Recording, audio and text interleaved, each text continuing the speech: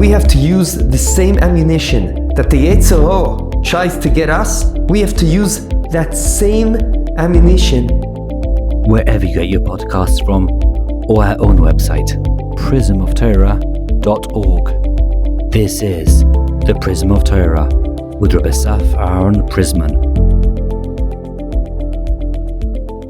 Shalom Uvrocha. In this week's Parshah, Parshas Chukas, we all know that Klal Yisrael started crying to Moshe Rabbeinu, why did Hashem take us from Mitzrayim? We want to go back. What's going on over here? And they were complaining about the man. The man was unbelievable. It could taste like anything you want. They were still complaining about that. As a result, the Kadosh Baruch Hu brought the snakes, and the snakes bit a lot of them, and a lot of Bnei Yisrael passed away. We know that Rashi brings down the famous midrash that says, why did Hashem orchestrate it that it would be that they would die through the snake? And he says two parallels. One is, just like the snake spoke badly, so too, it's matim, it's matim that the snakes will kill Bnei Israel because they spoke badly about Eretz Yisrael. And also, just like the snake, when he got punished, Hashem made it that no matter what he eats, everything's going to taste the same. Even if he eats different things, it's all going to taste like the dust. So it's fitting that he comes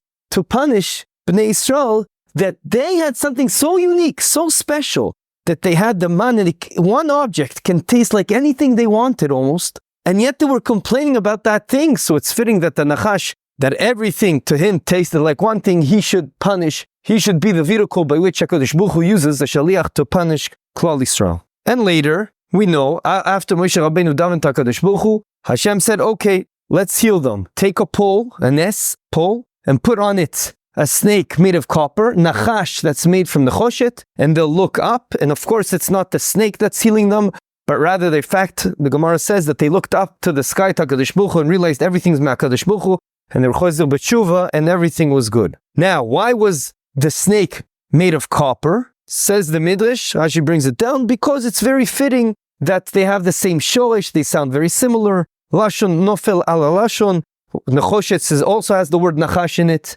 and that's why it's appropriate for it to be that way. And the three questions that I want to share with you is, number one, first of all, what's up with these rhymes? Because Nachash and Nechoshet rhyme, they have the same letters. What are we, in nursery over here? We need kindergarten rhymes? What's going on over here? Why is that so important? Number two, why do we need this show and tell with having the copper Nachash snake on a pole, and then Klal Yisrael looked at it and they were cured? Like, we all know that being cured is by them looking up to Avinu Shebashamayim, to HaKadosh Baruch Hu, and doing teshuvah. It's not really the snake. So why do we need to have the snake? And why do you have to have this picture of the snake made of copper? What's this all about? And also, it's a bit odd. Why did Hashem say, you know what, I'm going to punish you, the snake? Because the snake did a similar bad thing like you did, and because the snake had the opposite that what you had, and you weren't appreciative of the fact that you had the man and it could taste like anything you want. Therefore, it's fitting the Nachash is the one by which I'm going to punish you. What are all these pictures and rhymes? What's going on over here? Before I share with you the miraculous, unbelievable concept that Rav Eliyahu Dessler brings down in Michtav Meliyahu, I want to share with you something that my Rebbe, Rav Kamenetz Shlita, told me. He said many years ago, there was a certain episode that had a major impact on his kids. And how does he know that? Because now his kids are married, they have their own kids. And once he asked them, what's the one thing I did that had the most effect on you? And they said, I'll tell you what, there were two things you did that had a major impact on our lives. And each one said the same two things. Number one was when their grandmother, i.e. my Rebbe's mother, passed away. It was very important for him to take them to her house and to show them imagery, to show them that they should see that nothing of her belongings is going to stay around. Nothing went with her, everything is gone. They're either throwing it out or whatever they're doing with all her objects. And you want them to see that, to have a major effect on them. And he said the only thing that's going with her is all the spiritual tzeidah laderech that she acquired, the mitzvahs, the tzedakah, the chesed, that's it. And they said that had such an effect. It was carved in their hearts. Another case was in the Gulf War many years ago. Reb Chaim Kanievsky made a promise, and he said, because Bnei Brak is a place filled of chesed and Torah, there will not be any missile that will land over here. Now there is a Gemara that says that when a tzaddik goizel, when a tzaddik makes a decree, then HaKadosh Baruch Hu's mekayim, HaKadosh Baruch Hu will ensure that will be held true. And there was one missile out of all the many missiles that were shot on, and there was one missile out of the many that were launched to Israel that landed very, very close to Bnei Brak. My Rebbe of Kamenetz Shlita took them with a map in his hand, and he showed them, look, this is where Bnei Brak ends. This is where Ramat Gan starts. Look, according to the map, it's literally 1 meter away from Bnei Brak and just made it into Ramat Gan.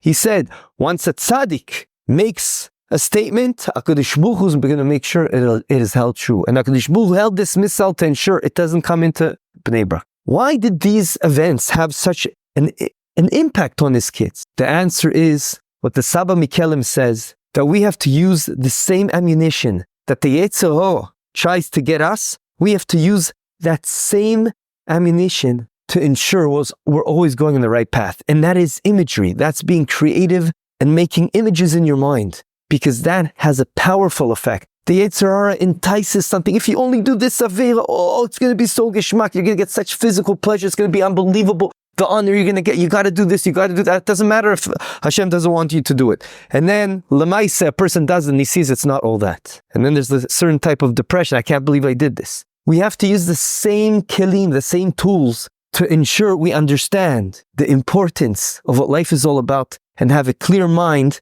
that we're heading the right way. And how amazing it is to be a tzaddik. The Saba Mikelim says, how can it be that tzaddikim were on such an amazing level and always had their head on their shoulders? And he answers, because they use this idea of images in their mind to always have in their mind, and of course, it affects the heart. Wow, this is what Gan Eden's going to be like. It's going to be so amazing. Yeah, life is not always easy, but it feels good that we're knowing they're doing the right thing. And what's going to wait for us around the corner?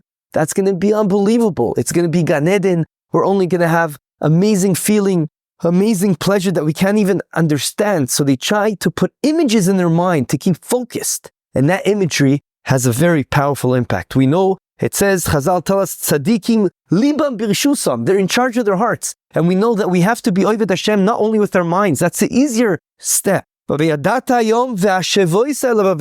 affect our hearts. And how do we do that? So today we're bringing another tool brought down by the Saba Mikelim. The tool is imagery. Being creative and having images in your mind that are going to affect you. And that is precisely why it was important to have the picture of Nachash, of the snake, to have even in our subconscious mind and have imagery in our minds. It's not the Nachash that does anything. Look, we're looking at the same Nachash, the same snake that did something bad. Now we're looking at it and it's nothing. It's not affecting us. We have to have the imagery though in our minds. It has a way better effect. And that's why it was important to look at the Nachash and to have a Nachash, to have a snake. And when you have more details about the picture and you can start understanding why the picture was like this and why it was this color and why it was made of copper because it's very nice, it's the same letters. Those, nursery rhymes. It's way deeper than that. It has an effect on us, in our minds, in our hearts. And we're trying to affect our hearts in order to ensure we understand what life is all about. This idea we see in Chazal over and over again. The tzitzis originally needs to be with tchelis. Why? Because that tchelis reminds us of the shamayim, reminds us of the kisei hakavod, reminds us of HaKadosh Baruch Hu. Again, it's imagery. The Gemara in Brachos Daf Tes talks about the importance of seeing what a king is like, because then you can have imagery of how much honor there is to a king. Even here, Kal v'choimil more so, you're going to have an understanding of what it's going to be part of a nation in the world to come, that you see Hashem's running the world, Kvod Shamayim. In Pesach, what is this, show and tell? It's so imperative that we say, matzah zo, everyone, you see this matzah? This is what our forefathers ate. Why? Because we want the imagery in our kids' mind. Even if you're the only one around the table, you have to speak like that and you have to talk to yourself in the format of question and answer. Why? It has this impact. We want to have this imagery impact on your mind, which will have an impact on your hearts. And that's the difficult impact to do. That's what Yetzer Hara is succeeding in doing, and we have to use that same tool to affect ourselves, to get closer to HaKadosh Baruch Hu. And we have to ensure we're focused and understanding what life is all about. I think from my understanding that hypnotism works in a very similar way. It's a certain mahalach, a certain way to put imagery in the person's mind, even in his subconscious mind. But that imagery is so real that he acts as if he's in a place where there's snow, where it's cold, where he doesn't feel well. It mamish affects the person. We see, even in our world over here, how much that affects one. Ad kedei kach, that it makes him really think he's living in that world. We have to use these tools that Hashem gave us in this world to fight the Yetzer Hara and do Ratzon Hashem. When we talk about fancy arts, you see a picture like a Mona Lisa or something that is known to be a very, very good picture, and you look at all the details, each detail represents something. Sometimes it's with the mood of the painter, or sometimes it represents something else. But the more you learn about the picture and realize what every item does and why it's like that, it has more of a roish, more of an effect on you. And that's why with the Nachash and the Choishes and all these things that are happening, and you see a lot of Agadita in Shas, it's precisely for that, to have more of an effect on our hearts, so that we can connect HaKadosh Baruch Hu and be ready for the war we have against Yetzer Hara, to ensure we keep focused and we live the reality that this whole world is just a prosdor, a hallway for the world to come. Yeh Ratzon that we will live this idea that Chazal tell us in Midrash Rabbah, it's not the snake that kills, it's the sin that kills. Yeh Ratzon will be focused and use this unbelievable kli that the Saba Mikelem is teaching us, brought down by Rav Eliyahu Deslem in Michtav Meliyahu. Use imagery, be creative, make images for your kids. It's a huge idea in Chinuch to ensure that you're going to engrave in their hearts what life is all about, and that real true enjoyment is going to be in Gan Eden in the world to come. And when you live like that, then you're going to have Gan Eden even in this world. Lineda, I'll create another tape, another recording for a story that's not really to do with the Dvar Torah. Have a good Shabbos. This concludes another episode of The Prism of Torah. Thank you for tuning in today.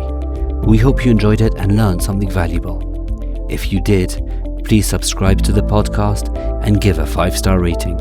You can also find this podcast wherever you get your podcasts, or our own website, prismoftorah.com, where we have a full archive of all our past episodes. We would like to thank Yona Vefa for the recording equipment and Eli Podcast Productions for handling all our post-podcast productions. Join us next week for another enlightening conversation on The Prism of Torah.